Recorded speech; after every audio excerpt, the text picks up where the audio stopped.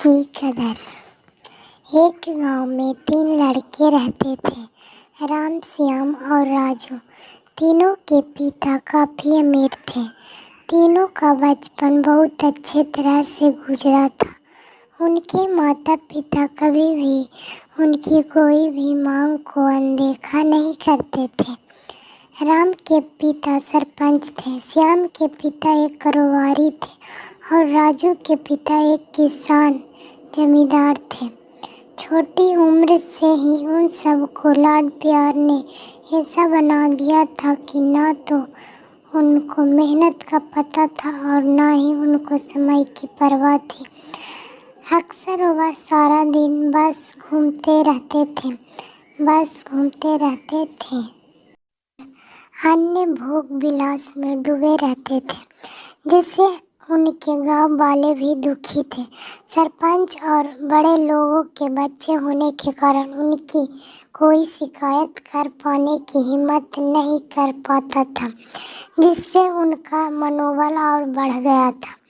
एक दिन उनके गांव में बहुत तेज बारिश हुई, जिससे सब लोगों को नुकसान हुआ, जिसमें इन तीनों के पिता भी थे। लेकिन इतना कुछ होने के बाद भी उनके बेटों का वही हाल था। वो बस घूमते रहते, नशा करते, भोग विलास करते रहते थे। माँ बाप काफ़ी चिंतित रहा करते थे।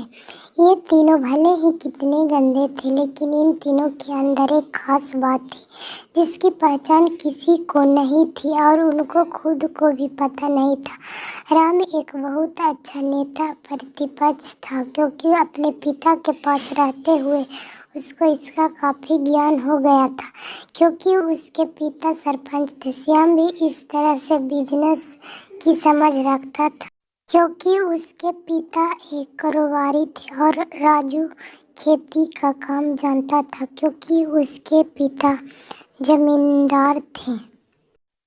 पर अपने गलत कामों की वजह से उन सब ने अपने इन टैलेंट पर ध्यान ही नहीं दिया, जो कि उनकी सबसे बड़ी कमजोरी था। इस तरह से इनकी बदमाशियों को देखकर उनके पिता उन्हें सीख देने को सोचे।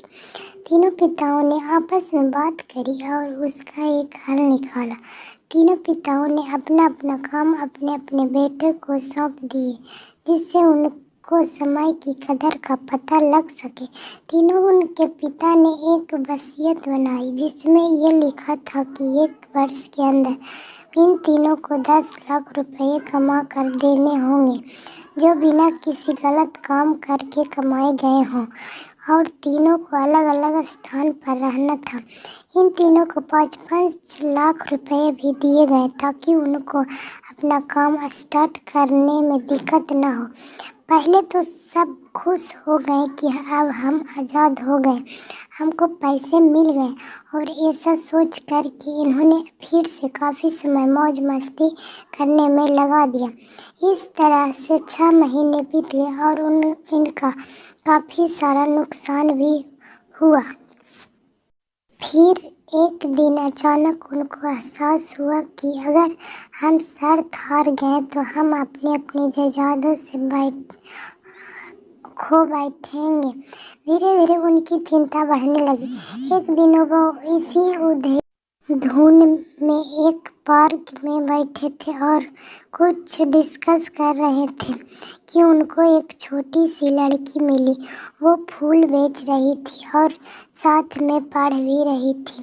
तीनों लोग उस लड़की के पास में गए। तभी राम ने लड़की से बोला, बेटी आपकी उम्र क्या है? तो लड़की ने जवाब दिया कि मैं 12 साल की हूँ। अंकल, इतना सुनते ही राम ने आश्चर्य से पूछा कि आप इतने छोटे होकर के खेल नहीं रहे हो? इस पर लड़की ने जवाब दिया कि मेरे पापा अब इस दुनिया में नहीं हैं और माता बीमार रहती है, इसलिए मैं ये काम करती हूँ।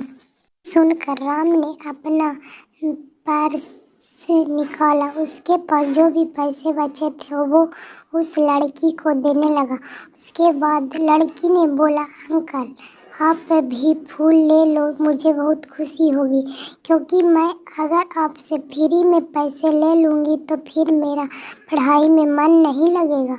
मैं कामचोर बन जाऊँगी, क्योंकि यही समय है जिस समय मैं अपना भविष्य लिख सकती हूँ। राम ने उस लड़की से सारे फूल के लिए और तीनों पर लौट आए। उस फूल वाली लड़की का उन तीनों लड़कों पर बहुत गहरा प्रभाव पड़ा। रात भर उन तीनों ने उस बच्ची के बारे में सोचते रहे और उन्हें एहसास हुआ कि वो तीनों कितने गलत थे। तीनों ही दोस्तों को एहसास हुआ कि आज भी उनके पास 6 महीने का समय है अपने पिता के दिए गए काम को पूरा करने का और भविष्य बनाने का। इसी दौरान सब ने सोचा कि अगर बचे हुए समय का सही उपयोग करें तो अभी भी बहुत कुछ किया जा सकता है। इस तरह बाकी दोस्तों ने भी सोचा और दूसरे समय में आकर काम तलाशने लगे, पर उनके शर्त में एक शर्त ये भी थी कि उनको जो भी काम करना है वो अपनी पहचान बताए बिना करेंगे, जिससे ये साफ था कि उनको काम नहीं मिला। और जब काम नहीं मिला तो उन्होंने सोच लिया तो अब वो अगर कुछ भी करेंगे तो अपने गांव में जाकर ही काम करेंगे। भले ही उनके पिता कुछ भी सोचे, लेकिन फिर भी अपने गांव में जाएंगे और अपने गांव में कुछ नए काम करेंगे। भले ही उनको अपने पिता के वसीयत ना मिले। तीनों लड़के अपने गांव में फिर से आए और अपने अपने पिताओं से जाकर के मिले और उन्होंने अपने अनुभव के बारे में बताया और बोला कि वे आगे से ऐसी गलती नहीं करेंगे और वो उन्हें माफ़ कर दे। लेकिन पिता तो शर्त पे ही अड़े थे। लड़कों को कोई दया नहीं मिली। तीनों को फिर से दुख हुआ कि तीनों को अपनी गलती की एहसास होने के बाद भी उनके पिता उनका सपोर्ट नहीं कर रहे हैं और फिर से वो रात भर सोचते रहे कि अब क्या किया जाए।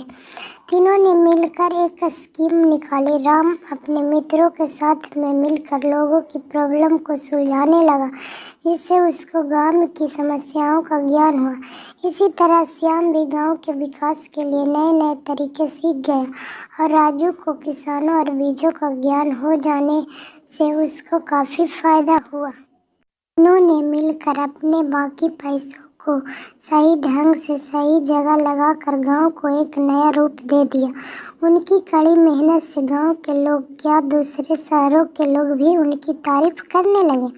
उनका गांव तरक्की करने लगा। नई तकनीकों के कारण हर वर्ग के लोगों से उनका जुड़ाव होने लगा और एक समय आने के बाद उनके पिताओं ने भी उनको माफ़ कर दिया। इस तरह से दोस्तों उन तीनों को समय की कीमत का अंदाज़ा हुआ कि पहले वे कितना समय बर्बाद कर रहे थे, लेकिन जब से उनको समय की कीमत का अंदाज़ा हुआ तब से उन्होंने समय को बर्बाद नहीं किया और काम करके पैसा कमाया, नाम कमाया और ये सीखा ईमानदारी से ज़िंदगी कैसे जीते हैं। कुल मिलाकर कहने का मतलब यही है कि आप सभी समय को बर्बाद ना करें। अगर ये समय आपके हाथ से निकल गया तो कुछ नहीं कर सकते हैं। और हाँ, समय के पास इतना समय नहीं है कि वो आपको दोबारा समय दे। समय बर्बाद करने का हज़ारों तरीका है, लेकिन आप ऐसा कोई तरीका चुनिए जो आपकी ज़िंदगी बदल दे, इस समाज की ज़िंदगी बदल दे, इस देश का भविष्य बदल दे। मुझे उम्मीद है कि यह स्टोरी आपको अच्छी लगी होगी। दोस्तों, मोटिवेशन की आग को इतना सपोर्ट करने के लिए बहुत बहुत धन्यवाद। आप अपना ख्याल रहिए, ज़िंदगी में आगे बढ़िए और अपनी कड़ी मेहनत से देश में खुद के नाम के साथ साथ दुनिया में भी देश का नाम कीजिए। Thanks for watching.